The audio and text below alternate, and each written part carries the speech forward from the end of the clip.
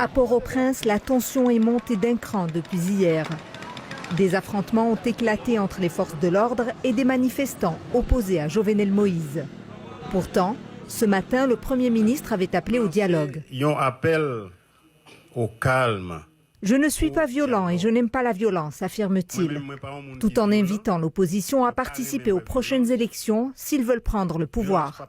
Dans les rangs de l'opposition, on crie à la supercherie de la part du président Moïse qui tente, selon eux, d'étirer son mandat pour encore une année. Ce n'est pas une plaisanterie. Il y a le pouvoir judiciaire, co-dépositaire de la souveraineté nationale, qui a constaté la fin du mandat du président le 7 février 2021. L'opposition a désigné le plus ancien juge de la Cour de cassation pour prendre les rênes du pouvoir de façon intérimaire. Pour pouvoir servir mon pays comme président provisoire de la transition. Dans la rue, les opposants à Jovenel Moïse maintiennent la pression. L'armée haïtienne a été appelée en renfort. Avec des manifestations qui ont eu lieu au Champ de Mars en fin d'après-midi, 2 journalistes qui étaient sur place pour couvrir l'événement ont été atteints par balles.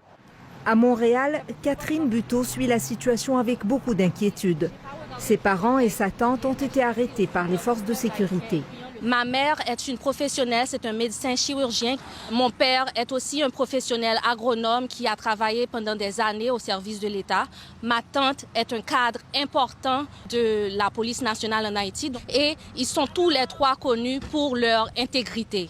Pour Catherine et les siens, les nouvelles arrivent au compte-gouttes et elles ne sont pas rassurantes. Il n'avait aucun mandat, aucun fondement légal pour les arrêter. Le processus judiciaire n'a pas été suivi.